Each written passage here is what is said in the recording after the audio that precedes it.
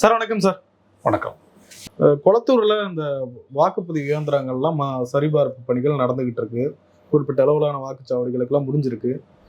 நீங்க அதுல நிறைய விஷயங்கள சமீப காலத்துல பேசுறீங்க. ஏதோ வாக்குப்பதிவு இயந்திரங்கள் எல்லாம் காணுன்ற அளவுக்கு பேசுறீங்க.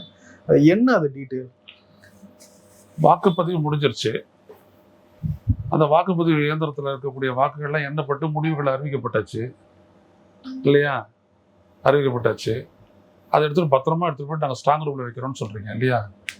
ஸ்ட்ராங் ரூம்லேருந்து கொண்டு வந்து வைக்கும்போது அந்த டேக்கில் எந்த விவரமும் இல்லை. அந்த மெஷினே மாற்றிட்டு இருக்காங்க.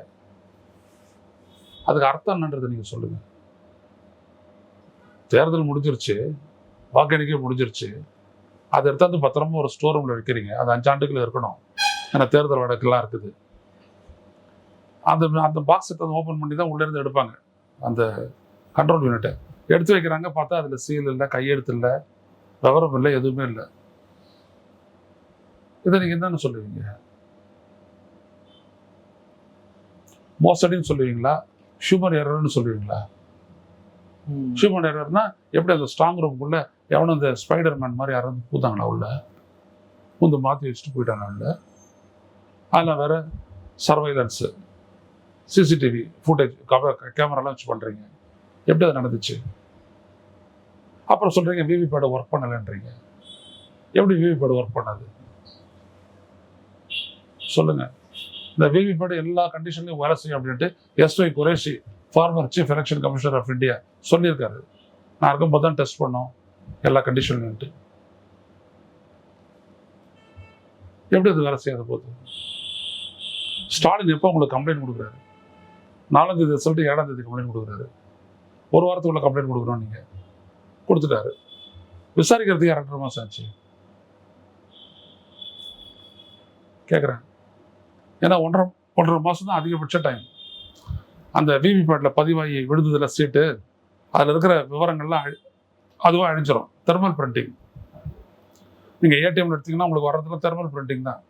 பர்ஸில் வச்சுட்டு அப்புறம் கொஞ்சம் நாள் கழிச்சு எடுத்து பார்த்தீங்கன்னா ஒன்றுமே இருக்காது. ஒயிட் கலரில் இருக்கும். அதான் பயன்படுத்துவது தேர்தல் ஆணையம். அவன் யோக்கியனா அயோக்கியனா சொல்லுங்க. ஒரு தேர்தல் ஆணையம் எப்படியான ஒரு பிரிண்டிங்கை வச்சிருக்கிறான்னா அவன் யோக்கியனா அயோக்கியனா? அந்த 1.5 மாதம் கழிச்சு இந்த விஷயத்தை எடுக்கிறான். 7ஆம் தேதி அவர் பண்ணிட்டாரு. ஏன் 14ஆம் தேதி ஸ்டாலினுடைய உங்களுடைய ரெப்ரஸன்டேட்டிவ் அனுப்புங்க, இல்லாட்டி நீங்களே வாங்க, எண்ணிடுவோம். இதில் என்ன பதிவாச்சோ அதில் இந்த 7 இடத்துக்கு அவர் ஒன்றுக்கு 40,000 41,000 கட்டியிருக்கிறார் பணம்.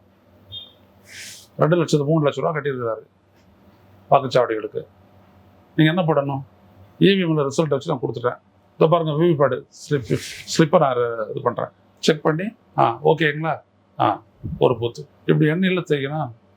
அது எண்றதுக்கே வாய்ப்பு இல்லை. அதை அப்போ தானே நீ கூப்பிடுற 2.5 மாதம் கழிச்சு. அப்போ நீ யோக்கியனா அயோக்கியனா? இல்லை, இது முதலமைச்சருடைய தொகுதியில் மட்டும்தான் அந்த மாதிரி தவறுகள் நடந்திருக்கு அப்படின்னு மொத்தமாக இந்தியா ஃபுல்லாக தவறு நடந்துட்டு தான் இருக்குது. இந்த மாதிரி நான் எதுக்கு இவ்வளோ பெரிய புத்தகத்தை எழுதி வெளியிட்டு இருக்கிறேன்? 150 பேஜ், 6 மாதம் எல்லா எவிடன்ஸும் எடுத்து நான் எழுதியிருக்கிறேன். புரியுதுங்களா? சும்மா ஒரு புத்தகம் எழுதுறது அப்படிலாம் இல்லை. குமுதங்கள் கண்டாது. இவிஎம் பற்றி ஒரு கம்ப்ளீட் அனாலிசிஸ் எப்படி படம் போட்டுருக்கிறேன் பாருங்க. வெளில தானே விற்கிது. நான் பேசினாலே தேர்தல் ஆணையத்தோட அந்த அட்டாச்மெண்ட் வரும்னு கூட பார்த்துருப்பீங்க. இல்லை, உண்மையாக இப்போ ஸ்டாலின் அவர்கள் ஜெயிக்க வேண்டிய களமா? அது ஜெயிச்சிருக்க வேண்டிய களமா? அவர் செஞ்ச சேவைகளுக்கு 1 லட்சம் ஓட்டுல வித்தியாசத்தில் அவர் ஜெயிக்க வேண்டியதுதான். எப்படி தோற்கடிப்பாங்க ஜனங்க? ஒரு சாதனையாளர் தோற்கடிப்பாங்களா, இல்லை ஒன்றும் இல்லாத ஆளை ஜெயிக்க வைப்பாங்களா? சொல்லுங்க, லாஜிக்காக சொல்லுங்களேன். சில நேரத்தில் வரலாற்றில் அப்படி நடந்திருக்குல்ல. எப்படி நடந்திருக்குது? யாருக்கிட்ட நடந்திருக்குது? ஜெயலலிதா அவர்கள் தோத்துருக்காங்கல்ல. சாதனை பண்ணி தோத்தாங்க. 96 தேர்தலில் அவங்க தாங்க ஹீரோ. ஏன்னா அவங்களோட நகைகளை மாட்டிக்கிட்டு அவங்களும் அவங்களுடைய தோழியரை நடந்தாங்கல்ல ஒரு நட பீச் ரோட்ல. அதானே எல்லாருக்கிட்டையும் பதிவாச்சு இல்லையா? ஊழல், என்னென்ன ஊழல் பண்ணாங்க, சுடுகாட்டு கூரை ஊழல் ஏதோ தான் வந்துச்சு. ஸோ அவங்க ஹீரோ, அவங்க தோத்தாங்க. ஸ்டாலின் மேலே என்ன இருக்குது சொல்லுங்க? ஒரே ஒரு குற்றச்சாட்டு ஏதாவது சாதனை தவிர ஸ்டாலின் வேற என்ன இருக்குன்னு சொல்லுங்க. எப்படி அவர் தோப்பாரு? ஆனால் இவிஎம்ல யார் வேணாலும் தோற்கடிக்கலாம். அதனால தான் இந்த மாதிரி ஒரு வெளிப்பாடையும் எடுத்து நான் வந்துட்டு சொல்கிறேன். ஏன்னா நான் என்னைக்கோ சொல்லிட்டேன். இன்னைக்கு தான் எவிடன்சஸ் வருது வெளில. ஒருவேளை இதே மாதிரி காஞ்சிபுரத்துல ஆயிருக்குது, உத்தரப்பேரூர்லயும் ஆயிருக்குது. அங்கேயும் போட்டிருக்காங்க இவங்க கம்ப்ளைண்ட். மறு ஆய்வு செய்யறாங்களே, இதுல எதுவும் ஒரு பாசிட்டிவ் மறு ஆய்வு செஞ்சாங்க. மறு ஆய்வு செய்யறது என்ன இருக்குது ஸ்கோப்பு? எதை வச்சு நீங்க ஒப்பிட்டு நீங்க சொல்லுவீங்க? ஒப்பிட்டு செய்யக்கூடிய இபிபி பாட்டு தான் வந்துட்டு முடிஞ்சு போச்சு, காலாவதி ஆகி போச்சு. அதில் தான் அழிஞ்சு போயிடும் அந்த சீட்டு. இப்போ எடுத்தீங்கன்னா வெறும் குப்பை தான் இருக்கும். வச்சுட்டு தான் பண்ணுவீங்க. அது பேரு வெரிஃபிகேஷன் தான். எங்க வெரிஃபிகேஷனுக்கு வாய்ப்பு இல்ல? விவிபேட் இல்லாம வேற எந்த வகையிலையும் இது பண்ண முடியாதா? எப்படிங்க பண்ண முடியும்? நீங்க விவிபேட் ஏன் கொண்டாந்தீங்க? 2 எண்ணிக்கையே சரிதான் அப்படின்னு சொல்றதுக்கு தானே கொண்டாந்தாங்க. அது எண்ணவே இல்லைன்னா எப்படி? அது அப்படி எண்ணக்கூடிய பாசிபிலிட்டியை தவிர்க்கிறதுக்கு தானே 2.5 மாசம் கழிச்சு அவங்க பண்றாங்க. அதுவும் சொல்றேன், இது ஒரு அயோக்கியத்தனம்ன்ற மோசடி. சார், நம்ம பேசிட்டு இருக்க இந்த நேரத்துல ஒரு நாள் முன்னதாக ஜன்சுராஜ் பார்ட்டியோட தலைவர் பிரசாத் கிஷோர் ஜெயிச்சிருக்கார் இடைத்தேர்தல்ல, பாஜக தலைவர் தேசிய தலைவருடைய சொந்த தொகுதியில. அவர் வந்துட்டு முன்னாடி நடந்த அந்த பொது தேர்தலில் எவ்வளவு பர்சன்டேஜ் அதே தொகுதியில அந்த வேட்பாளர் எவ்வளவு வாங்கினார் சொல்லுங்க? 7700 ஓட்டு. ஜன்சுராஜ் வேட்பாளர் பீகார் சட்டமன்ற தேர்தலில் வாங்கின ஓட்டு 7700 ஓட்டு. இப்போ ஒரு 64,000 ஓட்டு. என்ன மாற்றத்தை பண்ணிட்டார் அதுக்குள்ள? இது பொய்யா அது பொய்யா? சொல்லுங்க, நீங்க சொல்லுங்க. அப்ப இந்த இடத்துல போட்டியிட்டு வென்றவர் வந்துட்டு இன்னைக்கு பிஜேபியினுடைய தலைவர், அவருடைய தொகுதி அது. அவருக்கு மேல வேற ஒருத்தர் நிற்கிறாரு. அவரு ஒரு 19,000 ஓட்டு வித்தியாசத்தில் தோற்கடிக்கிறாரு. கொஞ்சம் லாஜிக்கலா யோசிச்சு பாருங்களேன். எல்லாம் நியாயமா தான் நாங்கள் நடத்துறோம் அப்படின்றது அது ஒரு அத்தாட்சி ஆகிடும்ல. என் கேள்வி என்னன்னா, இன்னைக்கு 64,000 ஓட்டு வாங்க ஒரு ஜன்சுராஜ் கட்சி அன்னைக்கு தேர்தல் நடக்கும்போது ஒரு 7,700 ஓட்டு மட்டும் வாங்குச்சு. அன்னைக்கு அவங்க 45,000 ஓட்டு வாங்கி தான் தோத்தாங்க. இன்னைக்கு 64,000 ஓட்டுனா இதை நம்பலாம். அன்னைக்கு வெறும் 7,700 ஓட்டு, இன்னைக்கு 64,000 ஓட்டு. எப்படின்றது சொல்லுங்களேன். நிறைய பார்த்துட்டேன் மார்ஷல், நிறைய எழுதி வச்சிருக்கிறேன். எலக்ட்ரானிக்ஸ்ல பதிவான ஓட்டை விட எண்ணப்பட்ட ஓட்டு அதிகம் அப்படின்றது உலகத்துல எங்கேயாவது நடந்திருக்கு? நீங்க சொல்லுங்க சொல்லுங்க. நான் பேசுறதெல்லாம் விட்டுடுறேன். பதிவான ஓட்டை விட எண்ண ஓட்டு ஜாஸ்தி. அது ஒரு மாசம் வைக்கிறது வந்து குட்டி போடும் போல ஓட்டு மெஷின். பொன்ராஜையா சொல்றாருல ஹேச்சிங் அப்படின்ட்டு, குஞ்சு பொறிக்கிறதுக்கு பேர் ஹேச்சிங். அவர் இவிஎம் மிஷினுக்கு சொல்றாரு ஹேச்சிங்ட்டு. ஆனா உள்ளபடி நடந்திருக்குது. போன மக்களவைத் தேர்தலில் தமிழ்நாட்டில் 7.14% ஓட்டு கூடுதல் ஹேச்சிங் ஆயிருக்கு.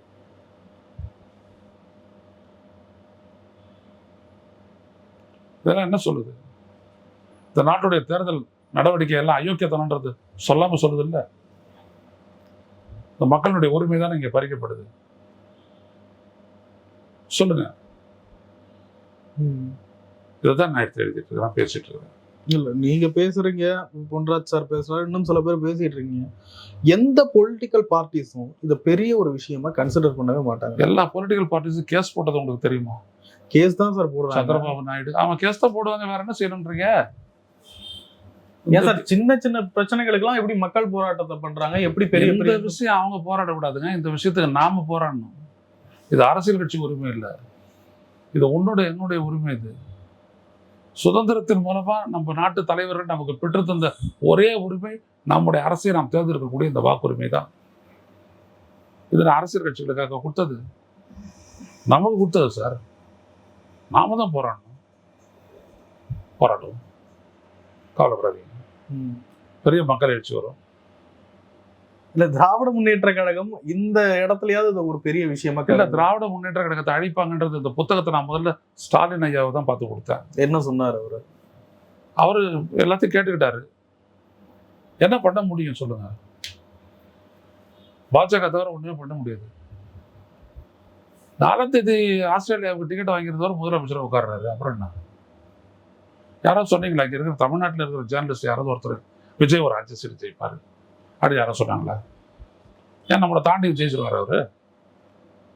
சொல்லுங்க. 108 இடம்.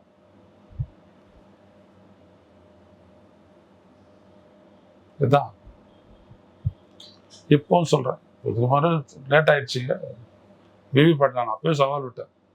இப்போ கூட நான் விஜய்க்கு நான் ஒரு சவால் விட்டுறேன். உள்ளாட்சி தேர்தல் நடக்குது. மேயர்ல இருந்துட்டு கிராம பஞ்சாயத்து வரைக்கும் நடக்கக்கூடிய எல்லாத்தையும் வாக்குச்சீட்டு நடத்துங்க, ஜெயிச்சு காட்டுங்க பார்ப்போம். மறுபடியும் சொல்றேன், அதுக்கப்புறம் நான் அரசியல் பேச மாட்டேன். வாக்குச்சீட்டை நடத்துங்க, நீங்க ஜெயிங்க. சென்னை, திருவள்ளூர், செங்கல்பட்டு, காஞ்சிபுரம் அள்ளிங்கல்ல சொல்றாருல அது ஒரிஜினா ஜெயிச்சிருங்க பாப்போன்ட்டு நான் அவர்கிட்ட சொல்றேன், கேட்குறேன். வாக்குச்சீட்டில் வாங்க பார்ப்போம். சென்னை மேயர்லேருந்து திருநெல்வேலி மேயர் வரைக்கும் எல்லாம் வாக்குச்சீட்டு தான். வாங்க பார்ப்போம் யார் ஜெயிக்கிறான்றதை பார்ப்போம். துணிச்சலத்தை செய்யட்டும் விஜய். ஏன்னா இது தமிழ்நாடு தேர்தல் ஆணையம் தான் நடத்த போகுது. அந்த தேர்தலை நீங்கள் தாராளம் முடிவு எடுக்கலாம். முடிச்சா செய்யுங்க. இல்ல இது பரவலா எல்லா இடங்கள்லயும் 100% நடக்குதா இல்ல குறிப்பிட்ட இடங்கள்ல மட்டும்தான் அந்த மாதிரி சரியா? எல்லா இடத்துலையுமா திருடுவான். திருட குறி வச்சாலும் ஒரு வீட்டில் திருடுவான். அந்த வீட்டில் திருடு கொடுத்தவன் அந்த வீட்டில் போய் போலீஸ்காரங்கிட்ட போகும்போது ஒரு வீட்டில் திருடினதுக்காகவே அவனை திருடன் நீ சொல்லுவியா? மற்ற வீட்டில் எங்கே திருடினதை யாரும் சொல்றாங்களா? யாரும் சொல்லலை. அப்போ அவன் திருடன் கிடையாது அப்படின்னு போலீஸ் ஸ்டேஷனுக்கு சொன்னா நீங்கள் சும்மா இருப்பீங்களா? கேட்குறேன். உங்கள் வீட்டில் திருட வந்துருச்சு, நான் தான் இன்ஸ்பெக்டரு, என்ன மார்க்ஸ் தொல்லை கொடுக்குறேன். உன் வீட்டில் மட்டும்தான், வேற எந்த வீட்டில் திருடினாங்கன்னு சொல்கிறானா? உன் வீட்டில் வந்து திருடினான்ற நம்ப முடியாது. போ இந்த கம்ப்ளைண்ட் அட்வைஸ் அடிச்சா நான் போலீஸ்காரனை மதிப்பேன். அங்கே ஒரு ஸ்கேல் வச்சிருக்கிறேன், இங்கே ஒரு ஸ்கேல் வச்சிருக்கிறேன். திருட்டுத்தனம் தானே இது. அது எப்படி எல்லா இடத்துலையும் ஒரு சேர பண்ணுவான்? தேவைப்படுறது தான் தருவான். ஒரு சேர பண்ணியிருந்தா தான் விஜய்க்கு 180 இடம் கிடைச்சிருக்குமே. அதை வெயிட் பண்ணுங்க, அண்ணாமலைக்கு பண்ணுவாங்க பிரசாத் எடுத்தீங்கன்னா. போதுமா?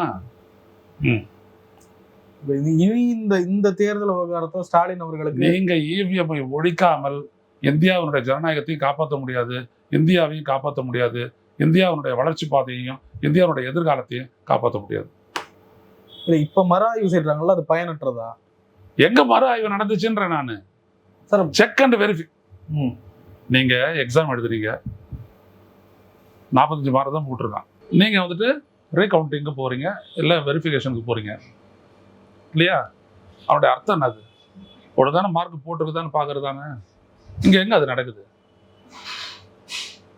அதை செக் பண்ணி ஒப்பிட்டு செக் பண்ணுறதுக்கு தான் விவிபேடு. விவிபேட்டில் ஒன்றும் கிடையாது, காலி. அதுவும் வேலை செய்யலைன்னு வர சொல்லிட்டீங்க. அப்புறம் என்னது அது வெரிஃபிகேஷன் எங்கே நடக்குது? உதயநிதி ஸ்டாலின் அவர்கள் இப்படி பேசியதற்காக கைது தட்டப்பட்ட போது ஒரு விஷயம் சொல்றாரு, திசை திருப்புகிற முயற்சியாக இதை தாவேக அரசு. அவங்க தொடர்ந்து அதுதான் பண்றாங்க. அவங்க என்ன பண்றாங்க, விஜயனுடைய அரசியல் இருக்கிறவங்க மற்றவங்க என்ன பண்றாங்கன்னா ஒரு ஃபியர் சைக்கோசிஸை உருவாக்குறாங்க. ஏதாவது பேசுறீங்கன்னா அவ்வளோதான், ஏதாவது பண்ணீங்கன்னா அவ்வளோதான், உன்னை கூட பிடிச்சி உள்ளே போட்டுருவாங்க அப்படின்ற மாதிரி ஒன்றத்தை உருவாக்குறாங்க இல்லையா? இதுதான் அவங்களுடைய ஆட்சியினுடைய பலவீனம்னு நான் சொல்கிறேன். நீங்கள் விமர்சனத்தை எதிர்கொள்ள அந்த ஆட்சி அஞ்சுது. விஜய் அஞ்சுறாருன்னு நான் சொல்ல மாட்டேன். ஏன்னா விஜய் மட்டுமே எல்லாத்தையும் செய்கிறாருன்னு நம்பல. அதற்கான எவிடன்ஸஸ் நம்மகிட்ட இல்லை. புரியுதுங்களா? விமர்சனன்றது வந்துக்கிட்டே தான் இருக்கும். அவதூறுன்றதை நான் சொல்ல, விமர்சனத்தை நான் சொல்ல வரேன். இப்போ நான் இவ்வளோ தூரம் பேசியிருக்கேன், எல்லாம் வந்துட்டு விமர்சனம் தானே. என்னைக்காச்சும் நம்ம திருஷா பற்றிலாம் பேசியிருக்கிறோமோ? அதெல்லாம் கிடையாது. நம்மளை பொறுத்த வரைக்கும் அவங்க ஒரு ப்ரொஃபஷனல், அவ்வளோதான். அவங்களுக்கும் விஜய்க்குமான ரிலேஷன்ஷிப் அது வேறு. We don't comment upon that. ஆனால் அவங்க வந்துட்டு ஒரு அரசு அதிகாரத்துக்கு வந்தாங்கன்னா அவங்களே விமர்சனத்துக்கு உட்படுத்துவோம், அது வேற விஷயம். அவங்களுடைய தனி வாழ்க்கை வாழ வரைக்கும் நம்ம கண்டுக்க முடியல.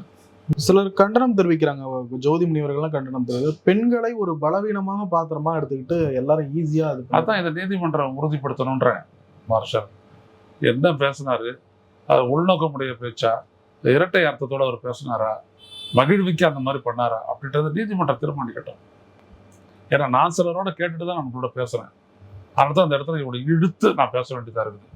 இதை கூட பார்க்குற வாசகர்கள் கூட திட்டலாம், அதை பற்றி கவலை இல்லை. நான் கேட்டது வரைக்கும் என்ன அப்படின்னா, அப்படியாப்பட்ட ஒரு நோக்கத்தோட அவர் பேசலை, அது லைவ் டெலிகாஸ்ட் தானே போச்சு அப்படின்றாங்க. இல்லை சார், அப்படி கீழே இருக்கிறவங்களே கத்துறதாவே இருக்கட்டும், அந்த நடிகை பேரை சொல்லி கத்துறதாவே இருக்கட்டும், ஒரு தலைவரா அவங்கள அப்படி பேசக்கூடாதுன்னு சொல்ற பொறுப்புல தானே அவர் இருந்திருக்கணும். அவ்வளோ பெரிய உயர்ந்த ஸ்டாண்டர்டை நீங்கள் எதிர்பார்த்தீங்கன்னா அது நியாயமானது தான். இப்படி பேசாதீங்க அப்படின்னு சொல்றீங்கன்னா நியாயமானது தான். அதுக்கு முன்னாடி ஸ்டாலின் அங்கிள் அப்படின்னு சொல்றதெல்லாம் வந்துட்டு கண்டிச்சிருக்கணும் நம்ம இல்லையா. ஸ்டாலின் அங்கிள் அப்படிலாம் பேசினாரு, கண்டிச்சிருக்கணும். அது என்னாட்ட முதலமைச்சராக இருந்தோம்னா அப்போ நம்ம எடுத்துருப்போம் நடவடிக்கை. அங்கிள்னு சொல்றதுல தப்பு இல்லை அப்படின்னு. அப்போ எல்லாத்தையும் எடுத்துக்கலாம்ல. அப்போ விஜய் நம்ம வேற மாதிரி பேசியிருக்கலாம்ல. விஜய் இவ்வளோ பேசுறாரு, ஏதோ ஒடுக்க சிலர் மாதிரி அவருடைய அரசு ஆட்சியாளர்கள்லாம் காட்டிக்கிறாங்களே, நீங்க என்ன சொல்றீங்க? அந்த குடும்பத்தை பத்தி என்ன சொன்னீங்க? ஸ்டாலினை மட்டும் நீங்க விமர்சிக்கிறதோட திட்டத்தோட வெளியே திட்டினீங்க. நீங்க அந்த குடும்பத்தை என்ன சொன்னீங்க? நீங்க எவ்வளவு தப்பா பேசிருக்கீங்க. அவங்கள தப்பா பேசுறதை எவ்வளவு நீங்க அனுமதிச்சிருக்கீங்க. அப்புறம் உங்களுக்கு எதிராக இருக்கக்கூடிய இந்த கட்சி வந்துட்டு அப்படி பேசுது அப்படின்னா, ஆனா அவங்க மட்டும் கண்டிக்கணும்னு எதிர்பார்க்கறது சரியா? சொல்லுங்க. அரசியல் எப்பொழுதுமே வந்துட்டு எப்படி அப்படின்னா பந்து மாதிரி அடிச்சா அப்படின்னு திரும்பி வரும். அதான் நான் ஜெயலலிதா அரசு விஷயத்தை நான் சொன்னேன், பண்ணாதீங்கன்னு. கலைஞருக்கு அப்பவே இதெல்லாம் 96 நடந்துச்சு. அப்போ என்னோட வயசு ஒரு 40 தான், இன்னைக்கு 70. நான் அதெல்லாம் நிறைய கடந்துட்டு வந்துட்டேன், பார்த்துட்டேன். இது மறுபடியும் உங்களுக்கு எதிராக நடக்கும்ன்றது அன்னைக்கே நான் சொன்னேன். பின்னாடி கலைஞர் கைது செய்யப்பட்டார், எல்லாம் பார்த்துருக்கணும். இப்போ இது இதெல்லாம் பார்த்து வச்சிருக்காங்க. நாளைக்கு என்ன பண்ணுவாங்க? விஜய் ஏதாவது ஒரு ப்ரிடெக்ஸ்ல விஜய் கைது பண்ணி தூக்கி கொண்டு வைப்பாங்க. எல்லாம் வசதியான வாடுறவங்க தானே. ஒரு 10 நாள் இருந்துருப்பாரு சென்னை மத்திய சிறையில், அவங்க எடுத்து உள்ள வைப்பாங்க. செயின் ஆகுதா? எதுக்கு இதெல்லாம்? அப்போ ஒரு மானசீகமான ஒரு அரசியல் இல்லாத போது இல்லை. அதுக்கு தான் விஜய் அரசு இப்போ வித்தெடுது, வேற ஒன்றும் இல்லை. ஸ்டாலின் அவர்கள் 41 பேர் உயர்ந்த விவகாரத்திலேயே ரொம்ப அமைதியா அதை ஹேண்டில் பண்ணாரு. விஜயை கைது செஞ்சிருக்கணும், அதெல்லாம் விட்டுட்டாரு. ரொம்ப மென்மையா கையாண்டாரு. எந்த ஒரு தலைவனும் தொண்டர்களை இறப்பதை விரும்ப மாட்டாங்க அப்படின்ற அளவுக்கு பேசினாரு. ஆனா விஜய் அவர்கள் இப்படி எதுக்கெடுத்தாலும் அதிரடி கைதுன்னு இப்படி நடவடிக்கை எடுக்கிறான்னு சொல்றாங்க. 2 பேருடைய இதை எப்படி ஒப்பிட்டு பாக்குறீங்க? இல்ல, ஒப்பிடவே முடியாது. ஸ்டாலினால ஒப்பிடவே முடியாது. அதுதான் விஜய்க்கு வந்துட்டு ஆத்திரமே. அவர்கிட்ட இருக்கக்கூடிய அந்த ஈகோ எந்த இடத்துல அஃபெக்ட் பண்ணுது அப்படின்னா, எந்த இடத்தையும் ஒரு ஸ்டாலினை தாண்ட முடியல. சாதனைகள்லையும் சரி. இப்போ முன்னாடி என்ன சொன்னாரு, ஸ்டாலின் என்ன பேசினாரு. இப்போ திருச்சியில் பேசும்போது என்ன சொல்றாரு, நான் ஸ்டாலின்னு சொல்லல, அவர் மேல எனக்கு ஒரு அன்பு மரியாதை உண்டுன்னு சொல்றாருல்ல, சொன்னாரா இல்லையா? அப்ப முன்னாடி என்ன ஆச்சு? அந்த பதவியில் எடுத்தா தான் அந்த சேர்ல உட்காரும் போது தான் தெரிஞ்சது ஸ்டாலினா யாருன்றது. இவர் சொன்னார், அங்கிள் எங்க இருக்கிறாரு அப்பான்னாரு. அவர் என்ன சொன்னாரு பதில்? அங்கெல்லாம் தேடாதீங்க, மக்களுடைய இதயத்துல தேடுங்கன்னு சொன்னார்ல. பதில் சொல்ல முடிஞ்சது அவங்களால? ஏன்? அவர் சாதனைகள்ல தான் நிக்கிறாரு அவர் முதலமைச்சரா என்ன வரைக்கும். நீங்க எங்க இருக்கு உங்களுக்கு சாதனை? நீங்க இன்ஸ்பெக்ஷன்ல இருக்கீங்க, ஆய்வுல இருக்கீங்க. இடத்துல போய் பாக்குறீங்க, தரையில இருந்து பாக்குறீங்க, கார் ஓட்டி பாக்குறீங்க. இவரெல்லாம் ஒப்பிடவே முடியாதுங்க ஸ்டாலினோட. என்னதான் இருந்தாலும் இவர் எடுக்கிறதெல்லாம் சட்ட ரீதியான நடவடிக்கையா தான் இருக்குது. இது சட்ட ரீதியான நடவடிக்கை இல்லைன்றாங்க.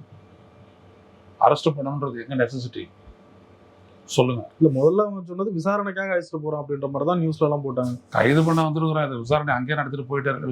விசாரிக்கிறதுக்கு என்ன இருக்குதுன்னு நான் கேட்கறேன். முதல்ல பப்ளிக்ல தானே பேசினாரு. விசாரணை எடுத்துறது என்ன இருக்குது? இது நீதிமன்றம் சொல்லும் பாருங்க, எது என்ன இருக்குது? அவர் கைது பண்ணி உள்ள வைக்கிறதுக்கு என்ன இருக்குது? கைது பண்ணிட்டீங்களா, நான் விடுதலை பண்றேன் அப்படின்னு சொல்லிட்டு அதே தான் நடக்கும் பாருங்க. நீங்க சாயந்தரத்துக்குள்ள விடுதலை ஆகிறதுக்கான வாய்ப்புகள் அதிகம் இருக்கு. அதான் அதிகம், 100% அதான் செய்வாங்க. இல்ல, கோர்ட் இந்த விஷயத்த கொஞ்சம் கடுமையா அணுகாதுன்னு நினைக்கிறீங்களா? இல்லைங்க, அப்படிலாம் அணுகிறதுக்கான அவசியமே இல்லைங்க. கோர்ட் வந்துட்டு இவங்க குற்றச்சாட்டு என்னன்றதை பார்க்காது. கோர்ட் விசாரணைக்கு வந்துடும். பேசினார்ல, அவர் எடுத்து ரிமாண்ட் பண்ணும்போது அவங்க எந்த ரீசனையும் பார்க்க மாட்டாங்க. நீ என்ன காரணத்தை சொல்ற, என்னென்னு சொல்றேன்னு, இதெல்லாம் பெயில விட்டுருவாங்க, அவ்வளவுதான். இதில் விசாரிக்கிறதுக்கு ஒன்றும் இல்லை. பப்ளிக்காக தானே அவர் பேசுனாரு, விசாரிக்க என்ன இருக்குது? ஒன்றும் கிடையாது. நான் பெயிலில் விட்டுறப்போ அப்படின்னு